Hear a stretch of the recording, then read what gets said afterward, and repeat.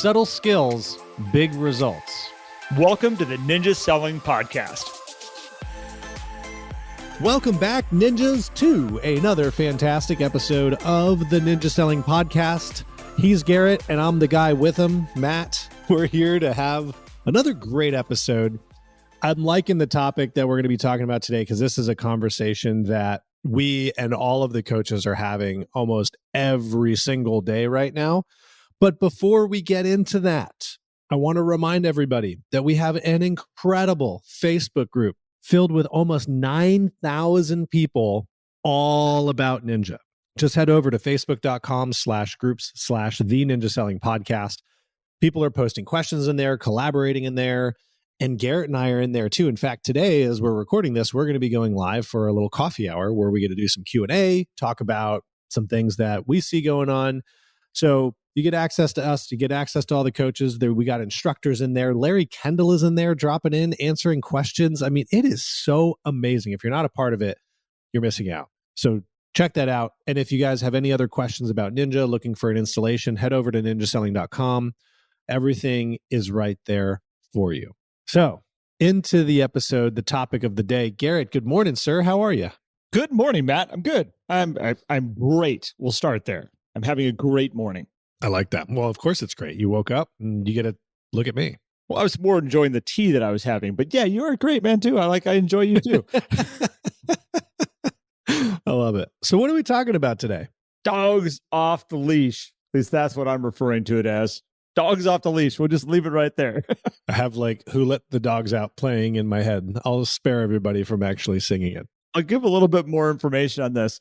Anybody who has a dog that has taken the dog to the dog park, if you haven't done it, you should go do it. If you have a dog, take him to the dog park. You'll understand what I'm saying. What you do is you walk in and you take the dog off the leash and you watch this dog that all of a sudden realize, I'm free. I can run. I can run now. Now, dogs that have been there before, they know the drill. You take them off and they're like, pew, and they're gone.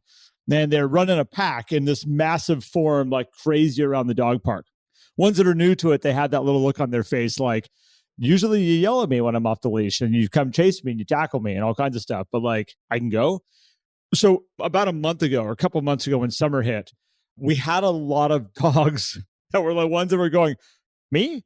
I can run? I can go? I can go do stuff? Are you sure? I don't know if it's safe. The leash, are you sure? Now we have a whole bunch of people that are like, woo! And they're running and they're tearing around out there and they're going, real estate? No, not right now. I got other things. I'm running with my friends. Hold on a second. I'll come back and do that. This is what I'm watching in our general population right now. And we have a lot of real estate agents that are running around going, what am I doing wrong? It's oh my gosh, the property's not getting shown. We're not getting offers. Oh my gosh, what do we do? Is it a me thing? Oh gosh, I hope it's not a me thing. Do I know what I'm doing? Am I a good real estate agent? Oh my gosh, am I letting my clients down? My clients are getting mad. Oh, I have really frustrated clients. I don't think I set them up properly that this could possibly happen. This is a conversation, Matt, that both you and I have said we're kind of getting tired of having, but it is the reality of this marketplace that we're currently in. So hopefully that was a good setup for it. That's perfect. And actually, as you were going through that, I'm recalling an episode that we did last year around this time where we were talking about, hey, people have summer vacations again that they haven't had in 2 years. And if they missed 2019, it could be 3 years. So now we're also stacked with people who missed their summer vacation last year, definitely missed it the year before. So you could be coming on 3 years. I mean, how many of your clients, Garrett, have taken vacations this summer too? So many of the people I work with are like, hey, I'm heading out of town for a week or two. Lots of vacations. Trying to coach people. My friend Dave Pepin, he posted, and I wish I had the numbers here. He says, finally made it to Alaska after 700 and some odd days because it was the trip he was planning when the pandemic hit. And he's been just pushing it off and pushing it off and pushing it off. And it was great to see him and his family finally getting to experience Alaska. But that's where a lot of people are at. I was talking with Larry Kendall just the beginning of this week. And he had made a comment in an email that he had sent to us about driving across the desert. I'm like, what were you doing out in the desert of Kansas? He had his family reunion. I said, do you do it every year? And he says, well, we try to get everybody together. again, haven't been able to do one in 3 years. Opportunity to get everybody together. He said everybody came. He says sometimes we'll get some people here, some people there. He says all the family came to Kansas, to their hometown they grew up in, and had this family reunion. This is where a lot of people are at. They are off the leash and they're running and they're enjoying every single minute of it and they're taking it all in. I do think, and I don't need to go too deep down this route with you, Matt, but I do think it's a total sign of like people getting sick with COVID. I do think there's tons of it around right now. My town, my friends are, every single time I turn around, I'm like, really? You too? All right. Like, keep moving. It's a sign of all that. And everybody's like, I don't care. I'm running with my friends right now. It's the craziest thing. Yeah. I mean, for better or for worse, people are out doing things, right? And all of you listening know this too, because you're out doing things. And so when you see the demand side of the industry right now start to get soft, because you hear it all the time. Oh, well, like all my buyers, they're just waiting. Like, I don't know what happened. They were active and now they're waiting. Our perception of time in the market has totally been warped over the past couple of years. It was like, I don't know, this buyer was so hot last week and this week he doesn't want to do anything. I'm like, well, is he around or is he on vacation or something? Like, it's 1 week. Okay. We're so used to like in 24 hours going, okay, where are we at? Where are we at? What do we have? Do I have a new property for you? No, I don't even own a property. Okay, let's keep going. Now all of a sudden we have some property to show them and they're like, okay, we'll be back in a week. And they're like, what do you mean? Oh my gosh, do I still have a buyer? Are they working with somebody else? What's going on? Did I do something wrong? And I think there's so many underlying topics associated with this too, Garrett, right? There's like, well, are you doing your processes? Are you setting expectations correctly? Are you watching the market data and making sure that that's being clearly shown to your clients so everybody knows what's going on? And a lot of those things aren't happening, which leads to this like anxiety when everybody's out there off the leash doing other things than buying real estate, for a month or two, which by the way is normal. And I challenge everyone to go look at your year over year statistics. And I probably have mentioned this on podcasts, but it's definitely worth repeating. And look at what happens in June and July. Nationwide, it happens. So it happens here where I am. I know it happens where you are, Garrett. It happens in a lot of the places where my clients are, and they shared the data, where in June, inventory rises every year. Every year. Think about it, Matt. It's an incredible time to travel. I mean, it's really been planned out as an incredible time to travel. The sun is shining. Weather's good. The kids are out of school. That correlates with everything. Like, it's kind of programmed into our world that like June, July, and August, these are the months that you set up travel, you get to go with the kids, you get to take the kids to the grandparents. Like, there's so many things here. Like, this is when we're going to plan family reunions. Should we plan it in February? No, let's not do that. June, July, and August. Let's not change this thing up. That's going to be the time we can get everybody together. It's easy. This is normal. I love the way you said it. This is totally normal. This is also, we've forgotten it. This is before 2020. This was a normal pattern back then. We just forgotten about it. Yeah, total normal pattern. And then all that inventory typically starts to get absorbed again going into September. Now, we had the added fun factor this year of 9% inflation. Is that high? I feel like that's high, but keep going. That's pushing it. We had that added in. And then we had the mortgage rates added in, which honestly, I think is an overreaction, but it is significant in terms of you go from 2 points up. I mean, that's a decrease of 20% buying power, right? So, I mean, it is real, those things. So you combine that with people already wanting to take a break, and then you add that on top. Like, I could see a buyer being like, whew, all right, yeah, we're just going to take a breather for June. We're going to head out. We're going to travel. I mean, underlyingly, they could save that money and put it towards a down payment so that their payment wouldn't be so as high of the mortgage if they really wanted to buy a house. But like, who am I to judge how people spend their money? Let me add in about your decreased purchasing power, because I have an idea about this also, Matt, which is, yes, what you just said is significant, a 20% decrease in their purchasing power. So if you're looking at a $500,000 house, it's $100,000 less home they can buy. For the same payment, as if you wanted to keep the payment the same. Well, not only wanting to keep the payment the same, that's what you get qualified off of. A lot of people think you get qualified for the actual cost of the house, $500,000. They don't qualify for. They're looking at your debt to income ratio, money going out every month. This is what we're going to allow you to have a loan for. It correlates then where you go, okay, well, what does that look like? Oh, it's a $500,000 house. That's what we're looking at. So think about that. So we have a pool of buyers right now in the marketplace that have been looking at homes, let's say for a while at 3%, 3.5% or 4%. And that's what they're used to. They're looking to these certain homes. They've been being beat out on their offers. They are working hard, trying to figure out how they can be successful as they continue to move forward. And then all of a sudden you take $100,000 out of what they're searching. So now they're looking at $400,000 houses instead of $500,000 houses, which in my marketplace is a very different home. Well, and over that same time period, a year ago, that $400,000 house was like a $300,000 house. So like the quality versus price has also changed in the same vein as well, because appreciation hasn't slowed down, which we're going to get to. So you got a pool of buyers that are sitting there that are going, what happened? What just happened? Why was the house that I was looking at a couple of months ago that we fell in love with and that level? And why are we looking at these homes now? Because of that. The second thing is that I think what a lot of people need to understand is there are new buyers coming into the buyer market right now. It's happening every single day. And they're going and talking to their lender, and their lender says, oh, you qualify for a $400,000 house. And they go out and they look at a $400,000 house and they go, oh, this is the homes that we can buy. This is what the $400,000 price range looks like. Great. Let's look at those homes. They have nothing to compare it to of what was happening 6 months ago to 12 months back and going, oh my gosh, look at this house we can buy. Their starting point is the $400,000 house. This is a little bit of a wave that we have to get through also with these buyers that are getting maybe pulling the brakes on it, because I would pull the brakes on it. It would be frustrating knowing what I could have bought to now what I'm buying.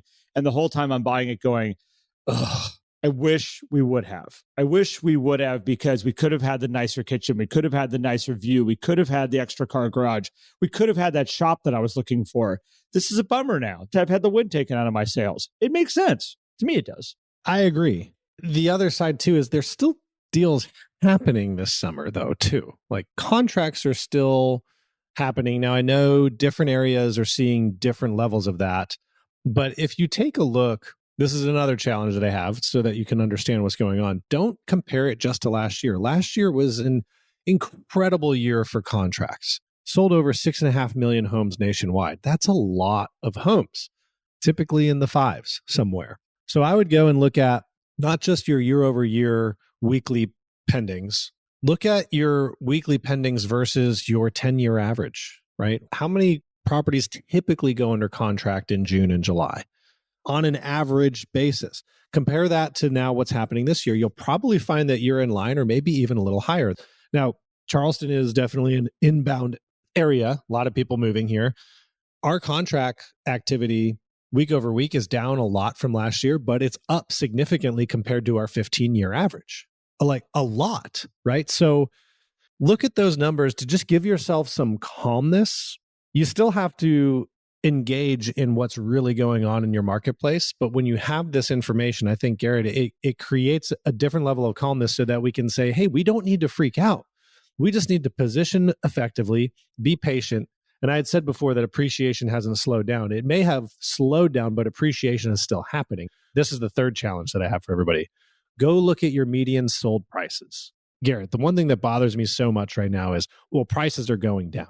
You know, 6 months ago, there would have been a bidding war. That house would have gone for 600 and now it's going for 500. And I'm like, is it really though?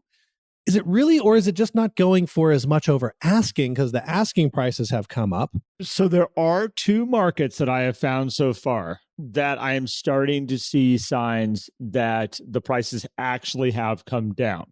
There are two of my markets that are my trendsetters that when I watch them, I'm like, ooh, pay attention. Like this could be something, if I see it continue to kind of move around, this could be something we need to be paying attention to. On the flip side, and the reason we're sharing with Dogs Off the Leash today is because, and here I am announcing it too, I don't know how many people are listening. We have no idea how many people are out there right now. Lots. But here's my thing is that I don't make a big deal about it until I watch other signs show up. Because it's not something that's like, okay, call out all the army. Let's figure out what's going on. How are we going to fix this? What are we going to do? Those markets, but they're super sensitive markets that when you see the price drops, it's like, Yeah, I kind of get it. They're really hypersensitive is what they are. And let's see if it actually continues on as a trend. We are seeing prices drop in some of those marketplaces right now, but it's nothing that's alerting me of like, oh, this is a trend. It's more so like, let's get through August. Like, let's get into August and let's figure out what happens. This is why I want people to go look at their data and really put the trend out there, put the trend line on there for what's happening with median sold prices, and then also dig into the quality of the product that's being offered. Because what I do see sometimes too, Garrett, is, well, we're seeing prices come down. It's like, okay, well, tell me about what's going on in the market. And I've said this before in the show, but like back in the 20 teens, there was a period of time where Hoboken, New Jersey, like major reduction in sold price. People are like, oh, there's a problem there. Well, actually, there's not. The inventory that's just coming on is not the higher quality inventory. It's smaller, needed to be renovated types of properties, which sell for less than turnkey cream puff properties. And so there was a period of time where there was a lot of that on the market selling versus the cream puffs that skewed the prices down. And so I think people also need to pay attention to what's going on with the product. And here's part of it too, right? As prices go up and you have some of these buyers, Garrett, that are getting pushed in the lower price point, they also might be in saying, hey, you know what? I'm going to go buy that smaller house. Okay, I'm going to give up on having the big lot. I'm going to give up on having the 5th bedroom. And we're going to go buy this and maybe kind of go the opposite direction and get something that's maybe even a little less expensive. And so they're buying up the less expensive homes. And so you got to compare product to product too when you're looking at some of these trends, particularly when you get into local markets. Once you blow it up nationwide, things kind of level out in terms of having outliers skew everything. But locally, outliers can skew things quite significantly, particularly since inventory is still low in most places. Again, a few exceptions, some markets that I've seen too, where inventory just like shot right back up to where it was in 2016 in a very quick time frame. But that's not in most markets. Most markets have a significant gap between what's available and what's needed for a, quote, balanced market, the 5-6 months of inventory. Yeah, Matt, I was one of those buyers that skewed those results when I first moved to Reading. We initially were going to buy a $500,000, almost $600,000 new construction home. And we ended up buying a 40-year-old, 50-year-old, actually. More than that, man. That house was old. Built in the 40s now that I'm thinking about it as time passes. A little ranch-style house, that needed to be remodeled, that needed to be fixed up. We had to put money into it. But you can skew those numbers that instead of buying the $500,000, almost $600,000 house, we bought the $305 is what we paid for it. Like, we skewed those numbers. We could have bought up there, but we chose this and we dumped a whole bunch of money into it. And enough of those can skew what's kind of going on in a marketplace. And we totally did it because there was uncertainty of where the market was going. I didn't feel comfortable buying a brand new home, paying a premium to have what it is. I was like, 2008, no, I'm not taking any risk right now. Let's go this direction. Was my house worth half as much, 60% less the year after I bought it? Yes. Was I happy I bought the little ranch house that we were like, we're good. 100%. Worked out. And I think that's what a lot of people are going through. So you talk about knowing your stats and understanding the marketplace, Matt. And I don't know if we talked about this before. So if I'm repeating myself, you can be like, knock it off. They've already heard this. Repetition is probably required at this time of year. So have at it. What I've been really impressed with is in this last week, I've had a lot of agents come to me and saying, oh my gosh, I put a home on the market about a week ago, 2 weeks ago, and it's sitting there dead in the water, quiet. And again, they're looking at themselves and trying to figure out, what did I do wrong? What am I missing? What's happening? And usually when they do the research, and most of this is why I want to compliment them, they've done the research because they have it to share with me. They've reached out to other agents who have listings that are in that neighborhood or in that surrounding area going, what are you seeing? What the information they're getting back is they're going, oh my gosh, have you had any showings? Because I haven't any showings. I'm freaking out also. What are you seeing? Collectively, they're starting to understand that it's not a marketing problem. It's not a price positioning problem. It's the buyers are just not here. They literally are like, we're going to come back. We're gone for a little bit. And that research is really important because you can easily start throwing price reductions at a property going, we got to get the price down, we got to get the price down, we got to get the price down. And at some point you will feel successful because you are a screaming deal on the marketplace and someone's going to be like, really? Like, nobody's picked this thing up yet? Like, all right, I'm in. there are buyers out there. You will be that at some point, but it's not necessarily the best thing to do for your sellers. And it is okay to have some days on market. It is okay to kind of figure out and play with the marketplace and what's really happening here. And so that's what I want to encourage people is, as you were saying, Matt, is do some research, figure out what's really going on, talk to other agents that are listed in your marketplace in what they're experiencing and what they're seeing. Because prime example, I coach an agent, Gori Sanji. She's up in, Mukilteo, Washington. Mukilteo. Remember when you first mentioned Mukilteo? I had no idea where it was. Now I do. Jordan Malik reminds me of it every time we talk on the phone too. So Mukilteo, she explained to me what Seattle is one year. We were having a coaching call and she goes, like what Seattle is. And I used to live there. And I'm like, what are you getting at? She says, Seattle is like dating a supermodel that has a cold 9 months out of the year. She says, we're in the months right now that is like the golden time to go and enjoy, to go to the mountains, to go boating, to like take it all in. Because all of a sudden here in about a month and a half, that supermodel is going to get a cold again and they don't want to go out and it's miserable. And those 3 months, by the way, are so beautiful that it keeps people in the Pacific Northwest where they're like, I wouldn't give it up for the world. I'll push through these 9 months of just kind of like being wet all the time to then be like, this is the gorgeous time. So that plays into everything we're watching right now. You take 3 years, give or take, that you haven't had a chance to, enjoy those 3 months of the year. And they're like, we're going to soak up every single minute of this we possibly can. This is why we live here. This is what we've missed. This is the beauty part. We can go on a boat with our friends. Oh my gosh, let's do it. I'm boating all summer. Well, so Garrett, I see massive opportunity in this too, right? Because a lot of people say, oh, well, then maybe I should, take this time off, kind of hang out, do my thing. It's like, let's put a different spin on it. Maybe you should go do those activities with your people. Get out there and take your own leash off, but go and run with the other dogs and have awesome Ford conversations. Because when people are in that state of enjoyment too, they talk about their dreams, they talk about the future. And imagine what you can do with your warm list when you have those conversations right now and somebody comes back into the market and all of a sudden they're like, oh, I have this dream of doing this, this, and this. Some of the nuances of what's happening in the market of appreciation and all this stuff, as long as they're still financially capable, like they could be going out and becoming amazing buyers, amazing sellers. And there's still people buying and selling right now, by the way. Nothing's closing. So also pay attention to your current warm list. People who have high pain right now, high pleasure to want to move, like they're moving. They're going to make those moves. And so I think it highlights why we have 50 Ford contacts as one of the weekly Ninja Nines, because I've seen a lot of people kind of chilling out below that 50 mark, hitting around 30, and all of a sudden they're like, what's going on? It's like, we haven't been talking to 50 people a week, have we? Right. And if you are consistently at that level, these peaks and valleys of a normal real estate market, you don't notice as much as an agent. You start to flatten, as Sarah Johnston said when we had her on, you start to flatten the curve of your own business and not ride that real estate roller coaster. So lots of opportunity, Garrett. What I heard you say was opportunity. And a prime example of, again, understanding your business, understanding what causes your business to happen. Same agent up in Mukilteo. It was funny. She said, this was literally a couple of days ago. She says, I feel so bad. I haven't done any of my systems. I've been a really bad ninja.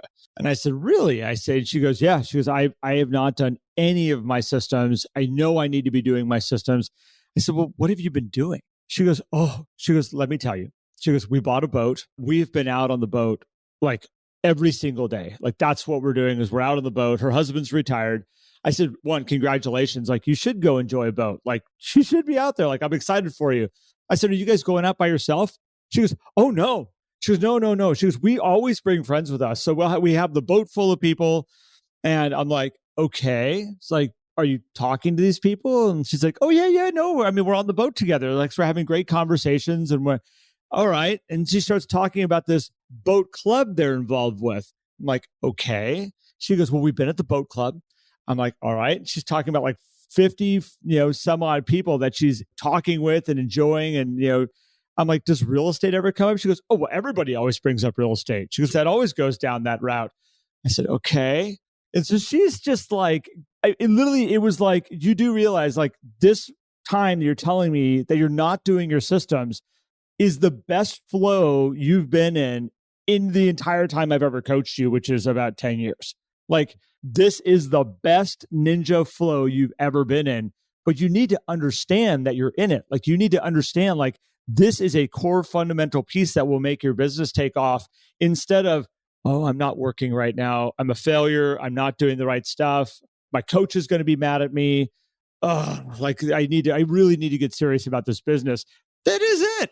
Like, oh my gosh, it is brilliant. It is wonderful. Like, you have found a passion of yours that you can share with your husband, put you around a ton of people. You get a chance to go out there and socialize and build relationships. Like, understand what your business is, understand what makes this happen, and be a dog off the leash also right now. And that's a crazy opportunity that a lot of people are sitting around going, when's the phone going to ring? Is it ringing yet? Is your phone ringing? My phone's not ringing yet either. Larry said it the best way. The other day when I was meeting with him, he said, everybody's sitting around waiting for the phone to ring. He goes, be the one to make the phone ring. That's what you should be doing. So simple. I always said that too. It's like, if your phone's not ringing, you're not making enough other phones ring. That's the name of the game, folks. I mean, you serve at a high level. You have an amazing process. I get that. For those of you with listings that are kind of sitting on the market a little long, check your position, be comfortable with your position if it is in the right position, and have a little patience. And then call people. And I would say also call other brokers. Like, let other agents know, hey, we got this property. Here's the features and benefits, so they can translate that stuff. Like, be on the phone right now. It's one of the best things you can do for your business. So Matt, just for fun, when we talk about making the phone ring, and I know a lot of realtors are out there thinking, okay, I need to make some phone calls. Talk to some people out there like, okay, Garrett's here saying we need to make the phone ring. There's a difference in calling people and saying, are you guys thinking about buying or selling? Leaving that message. Like, I'm just calling because, you know what, I want to remind you what a great investment real estate is, and it's still a good time to buy. There's that phone call and going like, oh, my phone's not ringing. There's another phone call, which is like, hey, wanted to check in. How's your summer going? Have you guys been able to travel at all with your family and do anything fun? Just wanted to call and say hi. I'd love to catch up with you. That will more likely make the phone ring than the other one. If you were calling and saying, hey, I noticed that you guys took a trip here last year to Costa Rica, or maybe before COVID, took a trip to Costa Rica. I'm wanting to plan a trip with my family. I'd love to hear about what your favorite parts of Costa Rica were. Give me a call when you get a chance. That will make your phone ring. They will call and talk to you, and you can have a great conversation about it. And is it going to lead directly into real estate? No. Right then and there, are they going to be like, funny you're calling right now? Hey, we're talking about Costa Rica. I actually want to sell my house. It could happen. More often than not, you're just raising the level of interaction with these people. When the opportunities come up, that's where real estate is. It's a long play game, but if you do it enough, the results are amazing. Matt, I just want to go back to it. This is an opportunity right now to make the phone ring. All these people running around off the leash right now have great stories of living their life that they would love to share with you. I promise. Yeah, no doubt. Oh, man. So I have more thoughts, but it's not necessarily related right to dogs off the leash. So I'm going to kind of leave my thoughts there. Own the phone, own your Ford 50, like the Ford 50. Oh, gosh, just lean into that, please. So Matt, thank you as always. Thank you, man. Great topic. Everybody listening out there, I appreciate all of you who pay attention to us and struggle through listening to us every week, time and time again. Oh, it's a joy. Hopefully you all enjoy it as much as Matt and I enjoy it. Let's just put it that way. Go check us out on the Ninja Selling Podcast community. You can go into Facebook and find us there. You can also find ninjaselling.com. We talked about that at the beginning. We got installations coming up on there. We have coaching. We have mastery. We help people implement Ninja every single day. We are helping people build Ninja into their business, into their lives. That's what our true passion is behind doing this podcast. So if you want to go check that out, please go do it. Other than that, love all you guys. Thank you so much, Matt. Thank you. Until next time. Thank you, man. Thanks, everyone. Have a great one. If you enjoyed today's episode and would like more, visit us at theninjasellingpodcast.com. There you will also find links for more information about ninja selling and coaching. Have an incredible day.